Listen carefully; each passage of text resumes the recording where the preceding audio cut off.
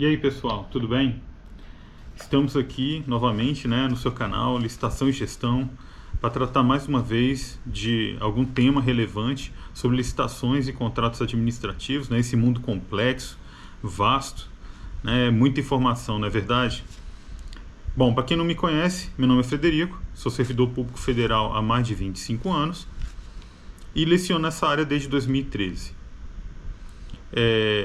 Se você está entrando agora, já se inscreve no canal, tá bom? Ativa o sininho para você receber as notificações. Eu tenho certeza que você vai gostar. Tem muita informação relevante aqui nos vídeos que a gente traz, tá bom? E não esqueça de deixar o seu like. Tenho certeza que você vai gostar também da nossa conversa de hoje. E qual que é o tema de hoje?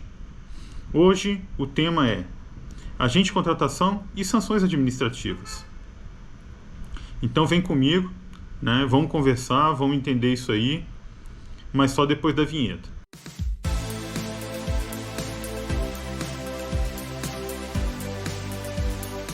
Vamos começar falando então do agente de contratação, essa figura aí que virou uma coisa de outro mundo, Então assim, é um pouquinho diferente do pregoeiro, obviamente, daquele pregoeiro que está lá na 10.520.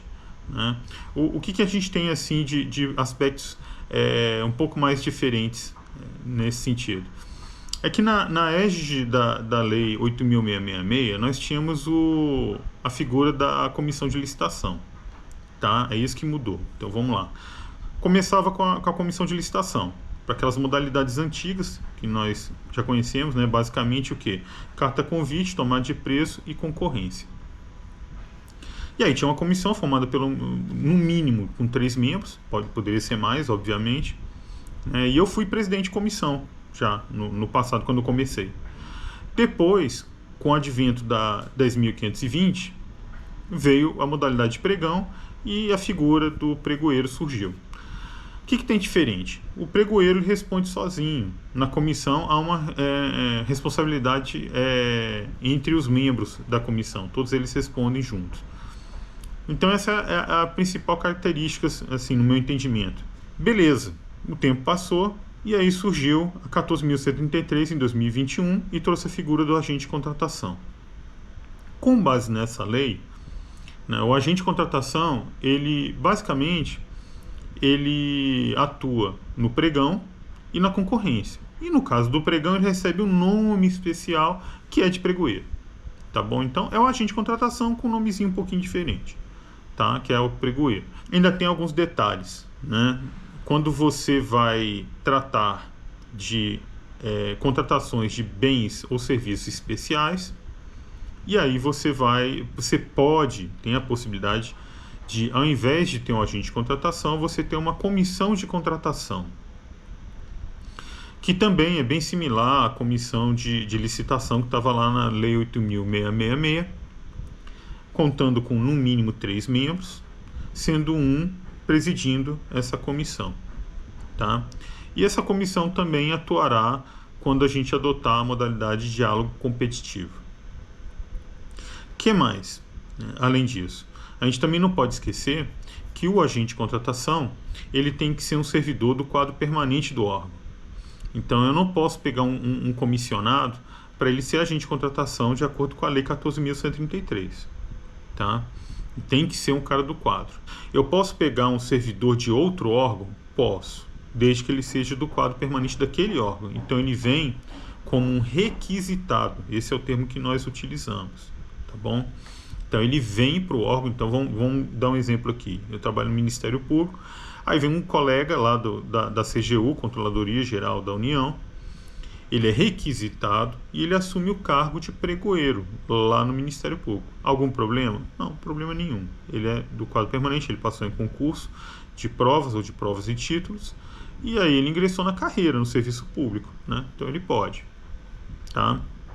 Eu sei que isso gera um monte de problema, principalmente para os municípios de até 20 mil habitantes, os menores, principalmente, que tem muito comissionado, mas é o que a lei diz, E não se esqueça que existe aquela regra de até 6 anos da publicação da nova lei para a observância dos artigos 7º e 8º da Lei 14.133 para municípios de até 20 mil habitantes. A gente não pode esquecer dessa regrinha aí, jamais. né? Então, esses municípios, eles têm essa vantagem em cima de outros entes federativos. O que mais que a gente tem para falar?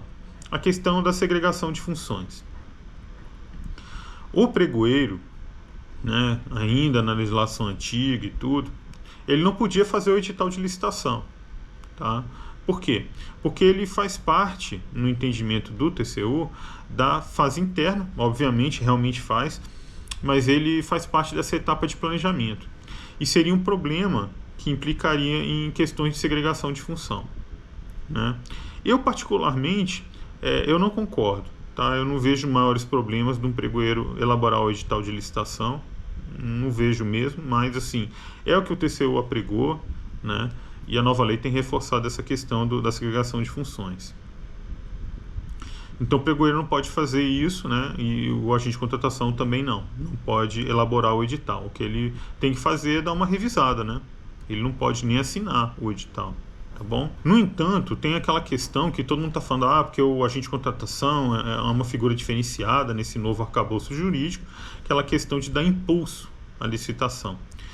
Não nos esqueçamos que existe um elemento de planejamento tático, que é o plano de contratações anual, que você elabora, né, você analisa e pensa nas necessidades do órgão, e aí você vai juntar, vai reunir todas aquelas necessidades e vai criar um plano de um ano para o ano seguinte, né, na verdade.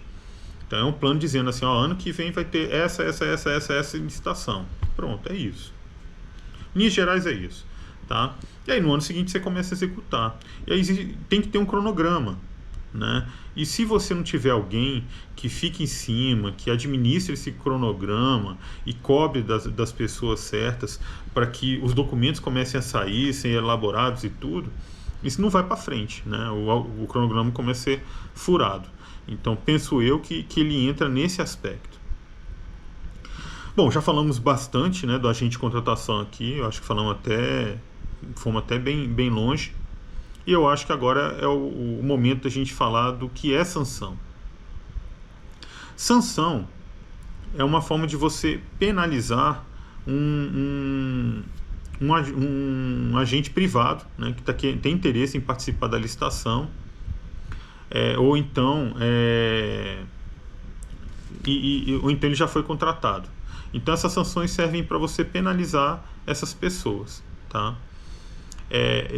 Então estou falando dessas sanções que não se aplica ao agente de contratação, tá, gente? O agente de contratação ele está submetido a certas regras de punição, mas no caso, no âmbito federal, sob a égide da Lei 8.112 de 1990, né? Ali tem as regrinhas de punição para o servidor público civil da União. E ali que ele vai ser punido se ele incorrer em algum problema, né? Se ele causar alguma fraude, algum prejuízo ao erário, outras coisas, tá bom? Então é diferente, eu não estou falando dessas sanções que se aplicam ao agente de contratação, tá? Mas professor, o que tem a ver o agente de contratação com essas sanções? Muita coisa. Primeiro, ele não pode abrir o processo, ele não pode apurar a sanção, ele não pode fazer nada disso, mas ele tem obrigação legal de, observando alguma coisa, alguma intercorrência, alguma coisa errada que o particular fez no decorrer da licitação do certame, ou durante a execução contratual, ou entre esse lapso temporal, né, da conclusão do certame e a assinatura do contrato, ele tem que comunicar às autoridades, se ele tomar ciência de algum fato desse. É obrigação dele comunicar, tá bom? Por escrito, obviamente, né? Não nos esqueçamos disso. A gente não trabalha com tradição oral, nossa tradição é escrita. Então, ele tem que comunicar, é obrigação dele, né? E o que mais que tem a ver com o agente de contratação? Durante a etapa de habilitação, né, lá na licitação, ele vai ter que averiguar se aquela empresa, se ela está impedida de licitar, de contratar, ou está suspensa, ou está com declaração de inidoneidade, qualquer coisa desse tipo, alguma dessas sanções, né, que foram aplicadas a ela, e se ainda está valendo. Então tem que olhar isso, né, se essa sanção ainda está valendo, porque às vezes ele foi impedido, mas já passou o prazo, então tem que ficar atento para essa informação quando você for buscar isso no sistema, né? Hoje nós temos, sempre tivemos o SICAF, que traz esse tipo de informação. Eu era pregoeiro, eu analisava isso, né? Então a gente tem que ver isso, tá bom? Prosseguindo, né? No caso, nós estamos falando aqui das sanções administrativas, para deixar bem claro. E existem outros tipos de sanções, né? Nós temos as sanções sob o aspecto civil, nós temos administrativo, nós temos penal, nós temos eleitoral, né? O civil, linhas gerais, é aquele que visa ressarcir o erário público por danos ocorridos, tá bom? Linhas gerais é isso, né? O administrativo, ele traz algumas punições desde que previstos em lei, tá bom? É prerrogativa da administração, está lá na 14.133, no artigo 104, inciso 4º, tá bom? Pode conferir lá, é uma prerrogativa da administração, e isso é o que torna a relação do Estado com o particular, um dos aspectos, obviamente, que torna bem diferente a relação, né? Porque se fossem dois particulares a firmar um contrato, não haveria esse tipo de cláusula, né, dessas sanções administrativas. Porque tem que ter um equilíbrio contratual. Essa é a regra. No caso do serviço público, o desequilíbrio impera. Mas o desequilíbrio impera por quê? Porque nós estamos lidando com o interesse público. E o interesse público, existe uma supremacia, né? A supremacia do interesse público sobre o interesse particular. Então o interesse da coletividade é maior. Por isso que a gente tem essa prerrogativa. Mas não nos esqueçamos que isso é muito bom para a administração pública, resguarda e tudo, resguarda. Mas assim, por um outro lado, isso precifica, né, os ativos a maior. Como assim, professor? Pô, você falou inglês agora. Não, calma. O que eu estou querendo dizer? O cara que vai oferecer os produtos, via de regra, ele tende a oferecer produtos mais caros para a administração pública do que para a iniciativa privada. Por quê? Porque ele tem esse risco todo embutido, né? Obviamente, é só ele não incorrer em erros, em problemas e tal. Mas, enfim, ele vai precificar, né? Esse risco existe. Ele não é ele sozinho que está fazendo isso. Existem os empregados dele que trabalham com ele que podem incorrer em algum tipo de problema. E aí ele vai ter que pagar por isso, né? Então ele tem que precificar isso. De alguma forma, isso vai ser embutido no preço do produto ou do serviço. Tá bom? E existem também as implicações penais, né? As implicações penais também estão previstas em lei, né? São muito similares ao administrativo, é até difícil da gente diferenciar um do outro, tá? Talvez uma diferença mais básica seria que, no caso das sanções penais, existe uma definição de que quem só avalia isso, né? O contraditório e a ampla defesa, que está no nosso arcabouço jurídico e é imperativo, está lá na própria Constituição Federal de 1988. Então, quem faz isso é só o Judiciário. Só o Judiciário pode avaliar, né? A administração pública não pode. No caso das sanções administrativas, que é o que nós estamos tratando aqui hoje, nesse contexto, a própria administração pública avalia, né? É ela que vai trabalhar a ampla defesa e o contraditório dentro de um processo administrativo. Então essa talvez seja uma diferença mais básica. Não se esqueçam, né, que a 14.133 ela fez uma coisa bem bacana. Diferente da 8.666, que trazia regras de direito penal no seu bojo, a Lei 14.133 trouxe essas regras, mas ela falou assim, olha, essas regras vão entrar lá no Código Penal.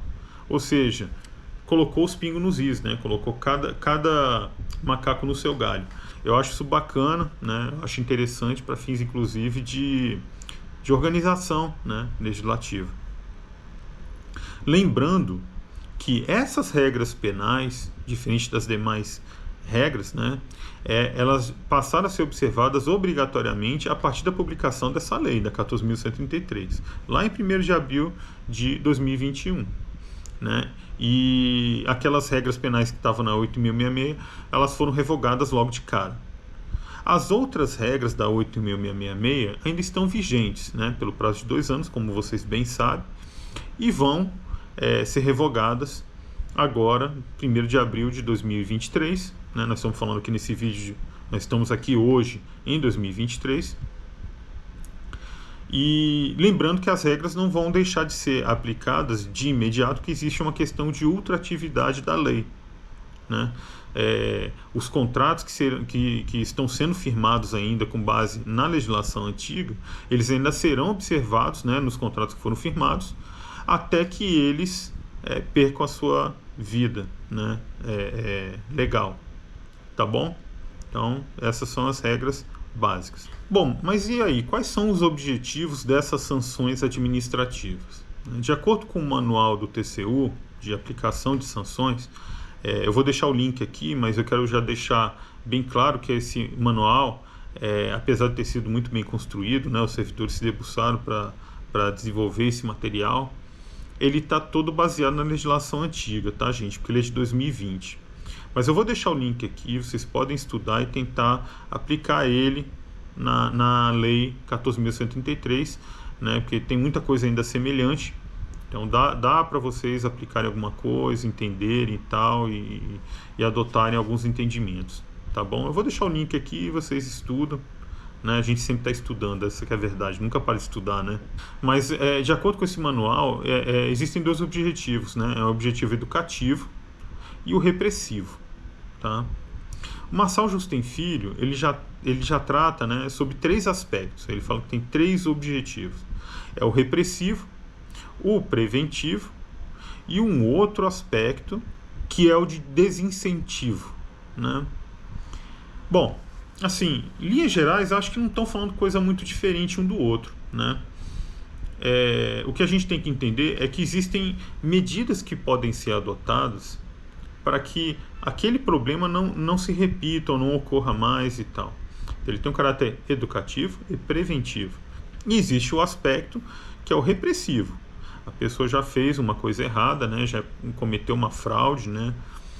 E aí o leite já foi derramado, mas aí você tem que punir a si mesmo para que sirva de exemplo para os demais. E, gente, isso é muito, muito, mas muito importante. Vocês não imaginam o quanto. Para que vocês entendam a importância disso, tá, de que se puna as empresas, eu vou trazer primeiramente aqui a teoria da janela quebrada, né?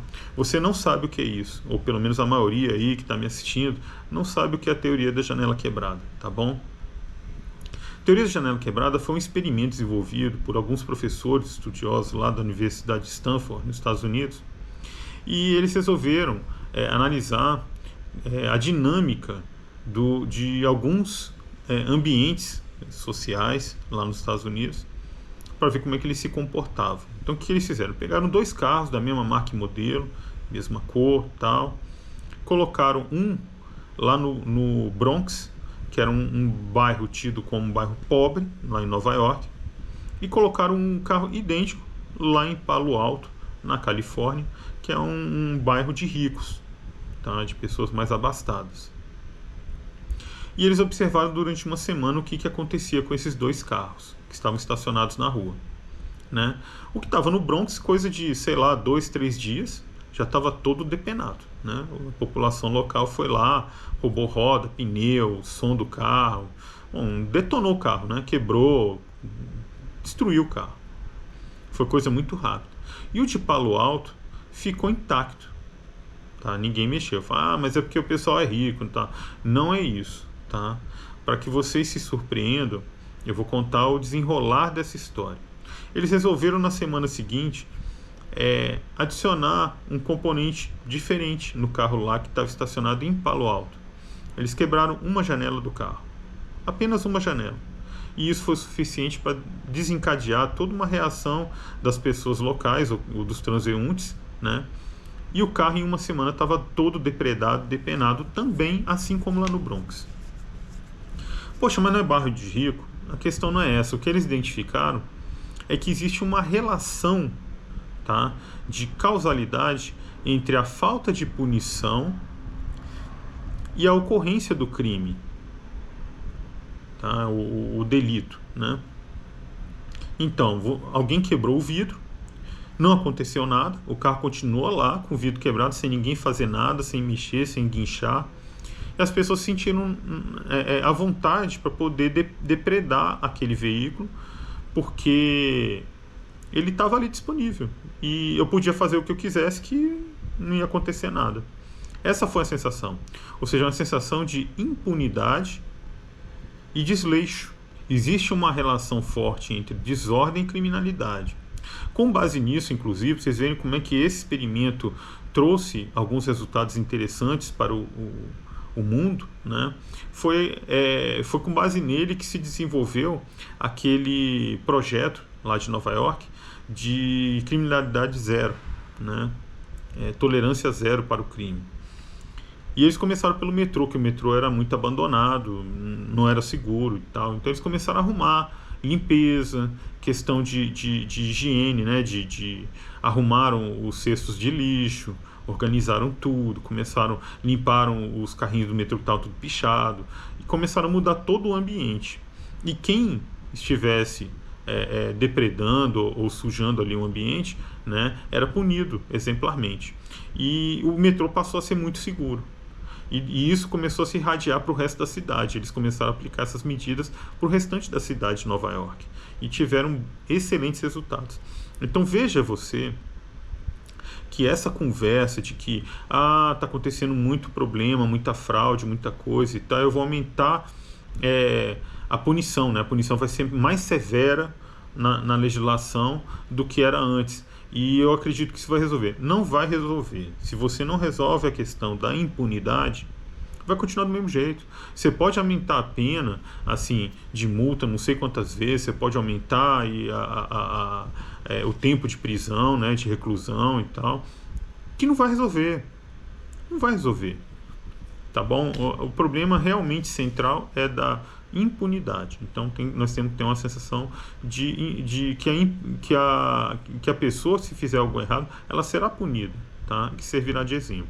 Outra coisa que eu tenho que falar para vocês aqui, né, que a gente tem que se atentar, é o outro problema da gente continuar contratando com empresas que fazem coisas erradas, que prestam um serviço ruim, ou que entregam produtos de má qualidade e continuam contratando com a administração pública, tá? Eu, quando era pregoeiro, eu conversando com colegas ali na lanchonete ou no corredor, encontrava, a pessoa comentava, aquela empresa que foi contratada está me dando um trabalho danado, o serviço dela é uma porcaria, eu fico reclamando e não adianta nada, tal.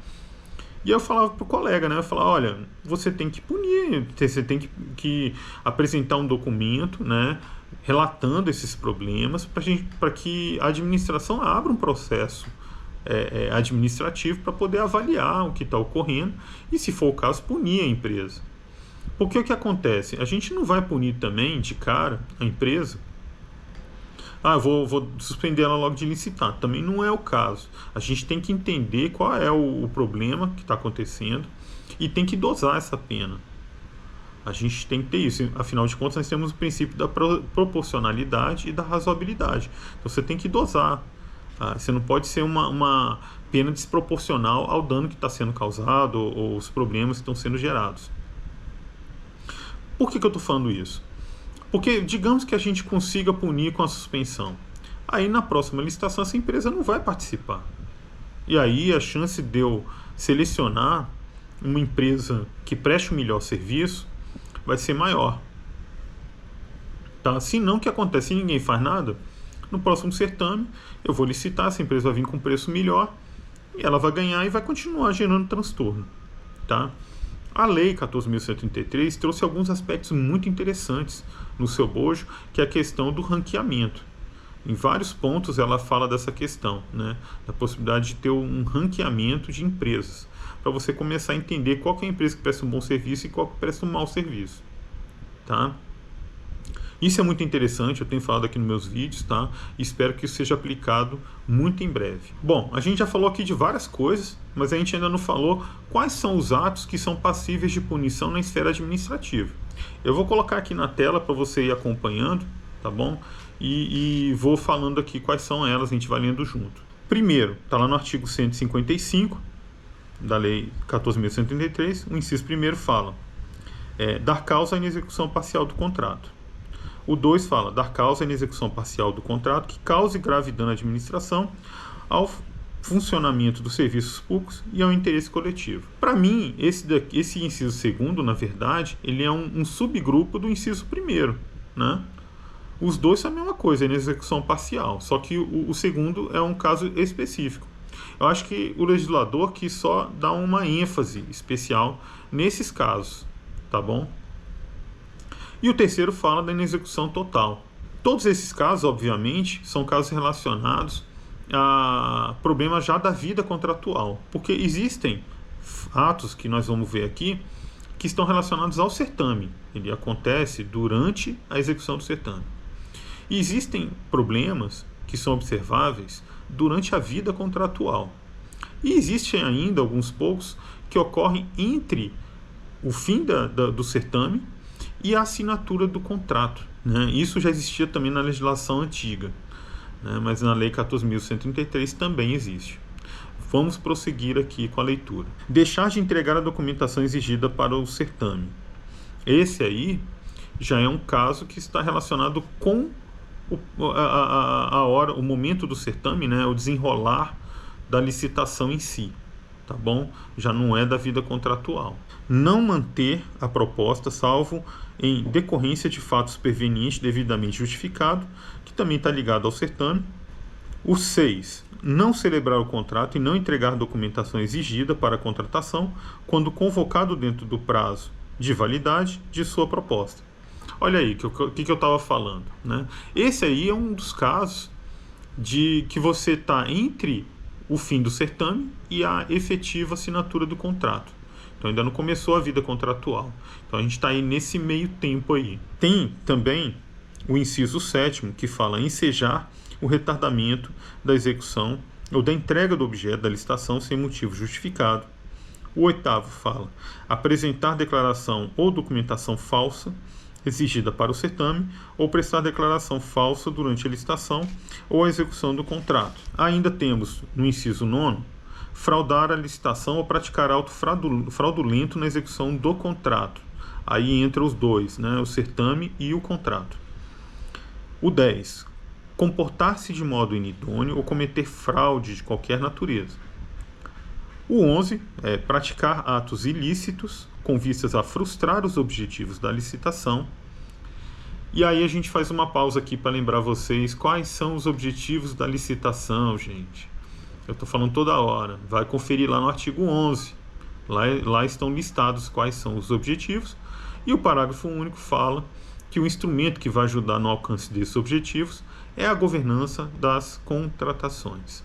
Para quem não sabe, nós temos um curso aberto, vai ser presencial lá na cidade de Curitiba, nos dias 15 e 16 de março. Vou deixar o link aqui na descrição para você se inscrever, tá bom? Eu te espero lá.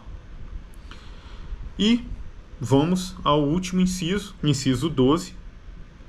Praticar ato lesivo previsto no artigo 5º da Lei 12.846, de 1º de agosto de 2013. Professor, que lei é essa? Essa, gente, é a lei de combate à corrupção, tá bom? E aí vocês podem conferir, tá lá no artigo 5º, dá uma olhada, né? Vocês entram lá no site do Planalto, tá toda a legislação lá, é bem fácil de consultar, tá bom? E se vocês quiserem, a gente pode conversar mais sobre esse assunto. Acaba aí, professor? Não, não acaba, tá? A gente tem que lembrar também que existe a lei de improbidade administrativa. Que lei é essa? É a Lei 8429 de 92, tá? Então lá existem outras punições, inclusive, né, outros fatos lá que são puníveis, que aí envolve não só o privado, mas principalmente o agente público, tá bom? Mas ele alcança também o agente privado. E ali existem sanções sobre o aspecto civil, administrativo, penal e ainda eleitoral, né? É isso que muitos defendem.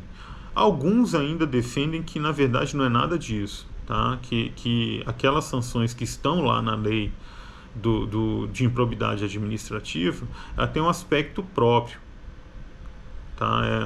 É bem peculiar dele, é diferenciado, né? Eu não vou entrar nessa seara, não vou ficar discutindo isso, porque a gente está aqui para botar a mão na massa, fazer licitação, né? Alcançar os objetivos que estão lá no artigo 11 e entregar o melhor resultado para a sociedade, né?